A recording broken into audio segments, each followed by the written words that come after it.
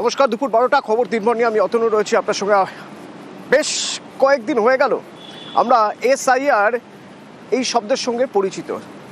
Voter তালিকার special intensive revision কারা কাজ করছেন? বিএলওরা কাজ করছেন। তারা কারা? Booth level officer. আমরা এইসব জেনে গিয়েছি। বুথ লেভেল অফিসাররা তারাই ভোটার তালিকা প্রত্যেকের বাড়িতে গিয়ে প্রত্যেকের ভোটার তালিকা 2002-এর ভোটার তালিকা অনুযায়ী তাদের নাম দেখে তাদের ফর্ম দিচ্ছেন, ইনোভেশন ফর্ম জমা নিচ্ছেন, আপলোড করছেন। সেই বিএলওরা যদি আক্রান্ত হন তাহলে কোথাও একটা প্রশ্ন দাঁড়ায় যে এই প্রক্রিয়াটার উপর কি কারো রাগ, নাকি এটা নিছকই কোনো বিক্ষিপ্ত ঘটনা, দুষ্কৃতী তাণ্ডব? খর্দার ঘটনা, বিএলওর বাড়িতে ভাঙচুর, দরজায় লাথি মারা হয়েছে। কি হয়েছে জানবো, সুবীর আমার সঙ্গে রয়েছে। সুবীর, খড়দহ সূর্যসেন এলাকাতে খড়দহ বিধানসভার অন্তর্গত 43 নম্বর পার্ট, সেই জায়গাতে বিএলওর যে বাড়ি, সেই বিএলওর বাড়িতে রাতের অন্ধকারে দুষ্কৃতীরা হামলা চালিয়েছে এবং সেখানে ভাঙচুর করেছে। এবং সেই জায়গাতে দাঁড়িয়ে কিন্তু আতঙ্কে রয়েছে বিএলও এবং তার পরিবার। এবং সেই জায়গাতে দাঁড়িয়ে খড়দহ থানাতে ইতিমধ্যে লিখিত অভিযোগ দায়ের করা হয়েছে এবং গোটা ঘটনা তদন্ত শুরু করেছে খড়দহ থানার পুলিশ। সুবীর, একটু জানতে চাইবো, বিএলও প্রথমে একজন মানুষ, তারপরে তিনি একজন সরকারি কর্মী এবং তারপরে তিনি এখন বুথ লেভেল অফিসারের কাজ করছেন। তার তো ব্যক্তিগত শত্রুতাও থাকতে পারে। ঠিক কি কারণে এ ধরনের ঘটনা কারা ঘটিয়েছে তিনি কিছু মনে করছেন, সন্দেহ করছেন কাউকে? দেখো, ইতিমধ্যে বিএলও কিন্তু কোনো কথা বলতে পারছেন না, তারা কোনো অভিযোগ করতে পারছেন না। কারণ এই কারণে করতে পারছেন না কারণ দুষ্কৃতীরা হামলা চালিয়েছে এবং রাত্রিবেলা রাতের অন্ধকারে তার বাড়ির কাজ থেকে শুরু করে তার দরজা সমস্ত কিছু ভাঙচুর করেছে এবং ইট দিয়ে মেরে ভাঙচুর করেছে, এমনটা কিন্তু অভিযোগ। এবং সেই জায়গাতে যে কোনো মানুষের বাড়িতে এরকম হলে তিনি একটা ট্রমায় থাকবেন, রীতিমতো ভয় থাকবেন। ঠিক সেরকম ভাবেই ভয়ে রয়েছেন মানবচন্দ্র, খড়দা সূর্যসেন এলাকার বুথ লেভেল অফিসার। তিনি, তার পরিবার এবং তিনি ভয়ে আছেন।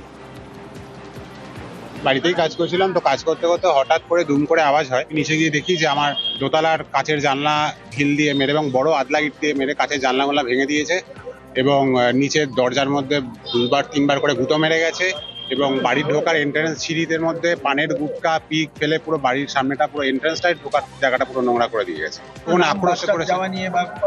দেখুন, নাম বাদ যাওয়া তো অ্যাকর্ডিং টু ইসিআই গাইডলাইনে যার রুলসে যেরকম যার নাম বাদ যাওয়া সে তো যাবেই, সেটা তো আমার হাতে কিছু নেই। সেটা ইসিআর গাইডলাইন অনুযায়ী সবার নাম বাদ যাবে, যার যার নাম বাদ যাওয়ার ব্যাপার। আপনি কি আতঙ্কিত বোধ করছেন গোটা ঘটনা? আমি আতঙ্কিত বোধ করছি, আমাকেও যে কখন রাস্তাতেও যদি আক্রমণ করতে পারে। রাত্রিবেলা যখন আমি আসি তখন দেখছি এই যে কাচের জানলা তালা খুলে যেমন ঢুকছি দেখি কাচের জানলা ভাঙা আছে। এই কে ভেঙেছে এটা তো আমিও সম্ভব না জানা। মানে ইট মারা হয়েছে বাড়িতে? হ্যাঁ, বাড়িতে ইট মারা হয়েছে। আতঙ্ক তো একটু আছে, ওই জন্য ছেলেকে বলি যে একটু সাবধানে চলাফেরা করবি। বিশাল আতঙ্ক, মানে বিশাল, মানে ও যে এইরকম একটা হয়েছে, ওর ঘাবড়াট হচ্ছে, ওর যে একটা ভীতি জন্মেছে, মানে ওকে কথা বললে আপনি বুঝতে পারছিলেন। কালকে একটা মাত্র ছেলে আমার বেরোয় রাস্তাঘাটে, রাস্তায় যদি কেউ ওকে ধরে মারে বা কিছু করে তখন আমাদের কি হবে? এখানে নোংরা করে দাদা যা করেছে না, বিচ্ছিরিভাবে। কারা করেছেন বলতে পারছেন না, কেন করেছেন বলতে পারছেন না, রাগ শত্রুতা কিসের জন্য জানা নেই। কিন্তু এটাও ঘটনা যে তিনি স্পেশাল ইন্টেন্সিভ রিভিশনের কাজ করছিলেন, বুথ লেভেল অফিসারের কাজ করছেন। এই রকম জায়গায় কারো কোনো ক্ষোভ থাকতে পারে না তো? এই আশঙ্কা যেমন তিনি করছেন তেমনি অন্য বিএলওরাও করছেন যে আজ তার বাড়িতে হামলা হয়েছে, মানবচন্দ্রের বাড়িতে। যদি এই এসআইআর এর কাজ করাটাই কারণ হয়ে দাঁড়ায় তাহলে কোনোদিন তাদের বাড়িতে হামলা হবে না তো? সরকারি নির্দেশ অনুসারে ইসিআই এর গাইড মেনেই কাজ করছি। কে বাদ যাবে কে না বাদ যাবে সেগুলো তো ইআরও তাদের দায়িত্ব, আমাদের তো কোনো দায়িত্ব নয়। আমাদের তো শুধু এই সংযোগটা করে দেওয়া, যে ফর্মটা ফিল আপ করে ঠিক করে পৌঁছে দেওয়া, এই কাজটুকুই করে। কিন্তু সেই কাজটুকু করতে গেলে করতে গিয়ে যদি এইরকম সমস্যার সম্মুখীন পড়তে হয়, রাতে বিলেতে আমাদের বেরোতে হয়, এইভাবে যদি আমাদেরকে হেনস্থা করে তাহলে তো কাজ করা আমাদের পক্ষে একটা ভীতির ব্যাপারই আর কি। আমরা সন্তুষ্ট ভীত এবং তার প্রতিকার চাই। এর মধ্যে রাজনীতি রয়েছে। প্রত্যক্ষভাবে তৃণমূল আশ্রিত দুষ্কৃতীরা এই কাজ করেছে বলে দাবি করছেন দিলীপ ঘোষ। প্রথম থেকে টিএমসি যে বিতর্ক তুলেছে, বিএলওদের উপরে চাপ আছে, কোর্টে গিয়ে বলছে ওদের ওভারলোড হচ্ছে। আরে শুধু পশ্চিমবাংলায় ওভারলোড হচ্ছে কি, নাকি এখানে কাজ করে না ওরা? সারা ভারতবর্ষে হচ্ছে কি করে? তারা চাইছিল বিএলওদের টাইট করতে, চমকেছে, ধমকেছে, বিএলএদেরকে প্রথমে মারপিট করেছে আমাদের পার্টির লোকেদেরকে, যাতে না বেরোয় কেউ। সেটা অনেকটা সফল হয়েছে, কারণ কোনো সিকিউরিটি নেই। কিন্তু বিএলওরা কর্মচারীরা যদি কাজ করতে না পারে, তাহলে সাংবিধানিক ব্যবস্থা রক্ষা পায় না। আর এখন দেখছি যে বিএলওরা বুঝে গেছে যদি এদিক ওদিক করি আমার চাকরি যাবে, শুধু চাকরি যাবে না, জেল হবে। সেই জন্য তারা সাবধান হয়ে গেছেন, তাদের কথা শুনছে না। তখন তাদের চাপ সৃষ্টি করা হচ্ছে, তার বাড়িতে আক্রমণ করা হচ্ছে। সেই জন্য তারা যেটা চেয়েছিল যে বিএলও হাত দিয়ে যা ইচ্ছা করিয়ে নেবে, কারণ তারা কর্মচারী, একটা লোকের নাম যেন বাদ না যায়। তারপরেও 57 লক্ষ বাদ গেছে, আর সেটা 1 কোটি পার হবে। তৃণমূল নেতা জয়প্রকাশ মজুমদার আমার সঙ্গে ফোনে রয়েছেন। জয়প্রকাশ, দিলীপ ঘোষের বক্তব্যের দুটো জায়গা খুব গুরুত্বপূর্ণ। প্রথমত উনি বলছেন যে সারা দেশে হচ্ছে, কই আমাদের রাজ্যের মতো ঘটনা তো ঘটছে না। 2 নম্বর তিনি বলতে চাইছেন যে তৃণমূল যেরকম ভেবেছিল সেরকমভাবে বিএলওরা কাজ করছে না বলে, বিএলওরা নিজেদের চাকরির ভয়ের কথা ভেবে জেলে যেতে হবে এই ভয়ে তারা ঠিক কাজ করছেন বলেই তারা আক্রান্ত হচ্ছেন। শুনতে পাচ্ছেন? হ্যাঁ জয়প্রকাশ দা বলুন, শুনতে পাচ্ছি। এটা কাকতালীয় কিনা জানি না, কিন্তু তাৎপর্যপূর্ণ তো বটেই। গতকাল সুপ্রিম কোর্টে জাতীয় নির্বাচন কমিশন বললেন পশ্চিমবঙ্গে বিএলওদের নিরাপত্তা নিশ্চিত করা যাচ্ছে না। সুপ্রিম কোর্টে তাতে উত্তর দিলেন যে এরকম কোনো ঘটনা আপনারা দেখাতে পাচ্ছেন না। আর তারপরেই রাত্রেবেলায় একজন বিএলওর ওপর আক্রমণ হলো। এই বিজেপি ছাড়া আর কে করবে? ইলেকশন কমিশন আর বিজেপি তো একই মুদ্রার দুটো পিঠ। আর দিলীপ বাবু যেটা বললেন সেটা আশ্চর্যভাবে তার পরম বন্ধু শুভেন্দু বাবুর ঠিক উল্টো কথা। শুভেন্দু বাবুই তো বলে এসছেন হুমকি ধমকি, বিএলওদের জেল হবে, চাকরি যাবে। প্রথম থেকে কে বলে এসছে? দিলীপ বাবু, মনে নেই? আপনার বন্ধু, পরম বন্ধু শুভেন্দু অধিকারী বারবার ধমকি দিয়েছেন বিএলওদের ওপর কোনো আক্রমণ কখনো তৃণমূল কংগ্রেস করেনি, তাদের প্রোটেকশন দিচ্ছে, তারা কাজ করছে বলে। আর আক্রমণ করতে কেন নাম বাদ পড়বে না সেটা বিজেপি। এবং গতকালের সুপ্রিম কোর্টের এই ঘটনার পরেই চিত্রনাট্য তৈরি করে একজন বিএলওর বাড়িতে আক্রমণ করে সেটা ফলাও করে একদম রেডি, কি ঘটেছিল না ঘটেছিল শুধু বিজেপি জানে। আর খর্দার মতন জায়গায় যেখানে হয়েছে সেখানে তৃণমূল কংগ্রেসের মুখ বেঁধে ঢেকে ঢিল ছুড়ে আক্রমণ করে পালিয়ে যাওয়ার মতন অবস্থা তৃণমূলের নয়, সেটা বিজেপির গুন্ডাদের। দিলীপ বাবুকে বলবো বিজেপি যেন এই বাংলাকে অশান্ত করার এই কুপরিকল্পনা বা ষড়যন্ত্র যেন বন্ধ করেন। সব দিক থেকে হেরেছেন। ধন্যবাদ। এদিকে নির্বাচন কমিশন আরো কড়াভাবে এসআইআর করার জন্য এবং ত্রুটিমুক্ত এসআইআর করার জন্য 5 জন স্পেশাল রোল অফিসার, আরো 5 জন স্পেশাল রোল অবজারভার, হ্যাঁ, রাজ্যের জন্য। এবং তারা আজ দুপুর 1:30 নাগাদ তারা সিইও দপ্তরে বৈঠক করবেন। আমার সঙ্গে সোমরাজ রয়েছেন। সোমরাজ, এই 5 জন কারা এবং তাদের কাজ ঠিক কি হবে?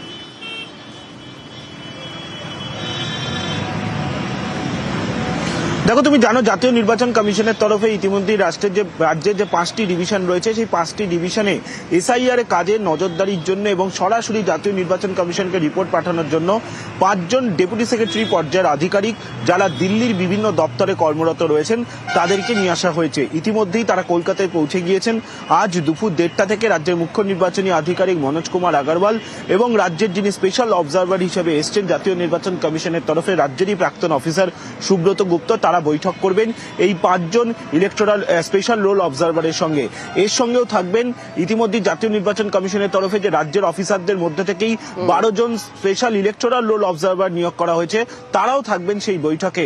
মূলত তুমি জানো যে আগামী 16ই ডিসেম্বর থেকে অভিযোগ ও নিষ্পত্তির যে কাজ, যেটা হিয়ারিং এর মাধ্যমে করবে রাজ্যের মুখ্য নির্বাচনী আধিকারিকের দপ্তর এসআইআর প্রক্রিয়ায়, সেই কাজ যাতে নিশ্চিতভাবে করা যায়, অর্থাৎ কোনো রকম যাতে অভিযোগ না ওঠে, কোনো ভুয়ো ভোটারের অস্তিত্ব যাতে না থাকে, কোনো মৃত ভোটারের অস্তিত্ব যাতে না থাকে, সেই কারণেই এই 5 জন আধিকারিক 5টি ডিভিশনের বেশ কিছু জায়গায় তারা যাবেন এবং যে তালিকা তৈরি করা হয়েছে সেই তালিকাগুলি খতিয়ে দেখবেন। শুধু তাই নয়, আগামীকাল পর্যন্ত শেষ সময় রয়েছে এনামোরেশন ফর্ম ডাউনলোড ও ডিজিটেশন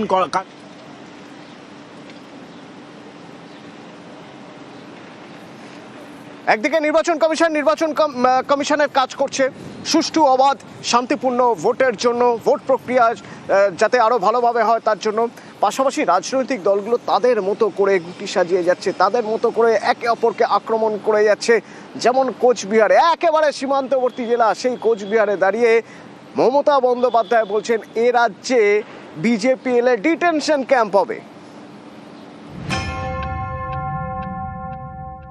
বিজেপির হাতে রাজ্য গেলে বাংলাটা শেষ হয়ে যাবে, আপনার অস্তিত্ব থাকবে না, আপনার ভাষা থাকবে না, আপনার সম্মান থাকবে না, আপনার ঠিকানা থাকবে না, বাংলাটা ডিটেনশন ক্যাম্পে পরিণত হয়ে যাবে। বাংলার ভোট ময়দান গরম এসআইআর ইস্যুতে। ভোটার তালিকার নিবিড় সংশোধনকে সামনে রেখে মঙ্গলবার ফের বিজেপির বিরুদ্ধে সুর চড়ালেন মমতা বন্দ্যোপাধ্যায়। এসআইআর সামনে, পেছনে এনআরসি মানি না, মানব না, ডিটেনশন ক্যাম্প হবে না। উত্তরপ্রদেশে চালু করে দিয়েছেন ডিটেনশন ক্যাম্প। 1 কোটি লোকের নাম বাদ দিতে হবে। মারা যায়নি, মৃত দেখানো হচ্ছে। বিয়ে হয়েছে যার, শ্বশুর বাড়ি গেছে বাপের বাড়ি থেকে, তাকে কৈফিয়ত দিতে হবে। বিএলওদের বাড়তি টাকা কালকে ছেড়ে দেওয়া হয়েছে। কাজ করাবে ইলেকশন কমিশন, আর টাকা বাড়াবে রাজ্য সরকার, আর টাকা বন্ধ করে দেবে কেন্দ্রীয় সরকার। 1 কোটি পুলিশ পাঠাবে, তাদের থাকার খরচা কে দেবে? রাজ্য সরকার। আর গুলি চালাবে কে? কেন্দ্রীয় সরকার। যারা পরিযায়ী শ্রমিক বাইরে কাজ করেন তাদের বলুন নিজের ভোটের নামটা তুলতে। হিয়ারিং এ ডাকলে যাবেন, কাগজপত্র যা থাকবে নিয়ে যাবেন, ফাইনাল লিস্টের নামটা আছে কিনা দেখতে হবে।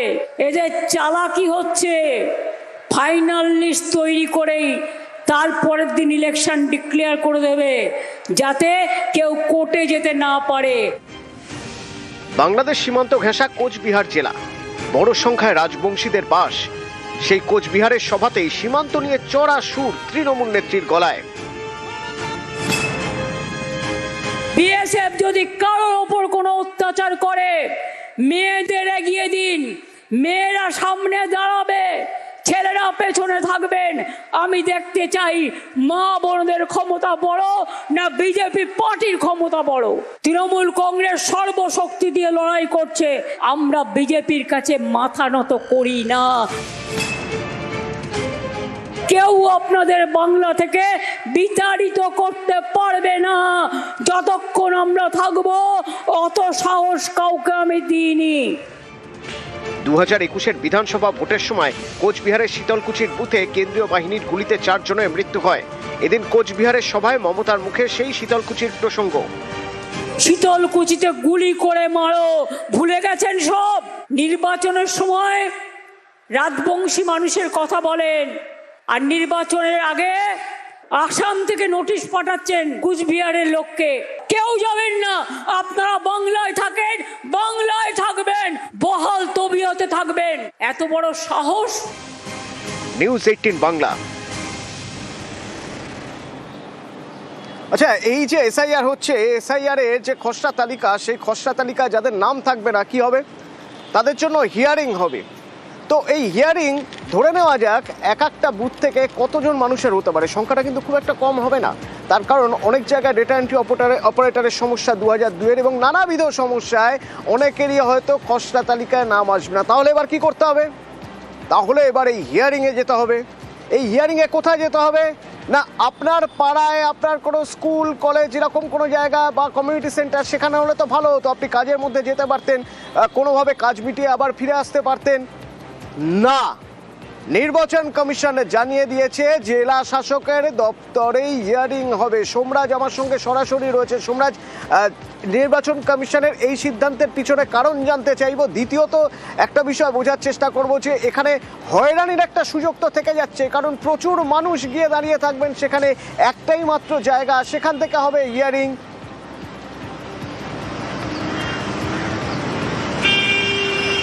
দেখো, হিয়ারিং প্রক্রিয়াটায় স্বচ্ছতা আনতে চাইছে নির্বাচন কমিশন, আর সেই কারণেই গতকাল রাত্রিবেলায় জেলা শাসকদের সঙ্গে যে বৈঠক হয় রাজ্যের মুখ্য নির্বাচনী আধিকারিক মনোজ কুমার আগরওয়ালের, সেই বৈঠকে জেলা শাসকদের স্পষ্টভাবে জানিয়ে দেওয়া হয়েছে যে হিয়ারিং কোনোভাবেই গ্রাম পঞ্চায়েতের অফিস বা কোনো স্কুল কলেজ বা বিশ্ববিদ্যালয় করা যাবে না, সরকারি দপ্তরেই হিয়ারিং করতে হবে। সেক্ষেত্রে বিডিও অফিস, এসডিও অফিস বা জেলা শাসকের অফিসে হিয়ারিং করা যেতে পারে। মূলত তুমি জানো 16ই ডিসেম্বরের পর থেকে কিন্তু অভিযোগ ও নিষ্পত্তির জন্য যে প্রক্রিয়া অর্থাৎ হিয়ারিং এর প্রক্রিয়া সেটা শুরু হয়ে যাবে। 1 মাস ধরে চলবে এই হিয়ারিং প্রক্রিয়া, আর এই হিয়ারিং প্রক্রিয়াতেই যাতে স্বচ্ছতা বজায় থাকে সেই কারণে ওয়েবকাস্টিংও করবে নির্বাচন কমিশন। ইতিমধ্যেই হয়রানির আশঙ্কা থেকে যাচ্ছে কি না হয়েছে। দেখো, হয়রানির আশঙ্কা থেকে যাচ্ছে কি যাচ্ছে না সেটা পরবর্তী সময় বোঝা যাবে, কিন্তু নির্বাচন কমিশনের বক্তব্য যে যাদের নোটিশ পাঠানো হবে তাদেরকে আগামী জানিয়ে দেওয়া হবে যে তাদের হিয়ারিং কবে হবে।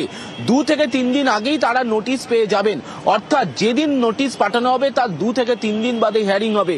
ফলত সেক্ষেত্রে সংশ্লিষ্ট নাগরিকরা জানতে পারবেন যে তাদের হিয়ারিং এর জন্য কোথায় যেতে হবে, যাতে তারা নির্দিষ্ট সময়ের মধ্যে পৌঁছান সেই সময়টা দেওয়া হবে। অবশ্যই যাদের বাড়ি রয়েছে বা ঠিকানা রয়েছে সেই ঠিকানা সংলগ্ন বিডিও অফিস, এসডিও অফিস বা জেলা শাসকের অফিসেই হিয়ারিং এর জায়গা করা হবে, এমনটাই নির্দেশ গতকালই রাতে রাজ্যের মুখ্য নির্বাচনী আধিকারিক দিয়েছেন বলেই কমিশন সূত্রে জানা যাচ্ছে। ফলত হিয়ারিং প্রক্রিয়া যাতে স্বচ্ছতা বজায় থাকে সেই কারণেই এই নির্দেশ স্পষ্টভাবে দিয়ে দেওয়া হয়েছে যে কোনো গ্রাম পঞ্চায়েতের অফিস বা কোনো স্কুল কলেজ বিশ্ববিদ্যালয় এই হিয়ারিং করা যাবে না, হিয়ারিং করতে হবে সরকারি দফতরে। ধন্যবাদ।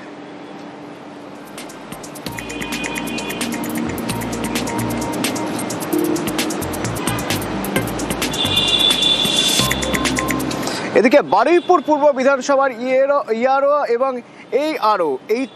এই আরওকে শোকজ করা হয়েছে। কেন না, নির্বাচন কমিশন তাদের শোকজ করেছে কারণ তারা বিএলওর কাজ কিভাবে করবেন, তারা তো অপসারিত আধিকারিক। পাশাপাশি 2জন বিএলওকেও শোকজ করা হয়েছে।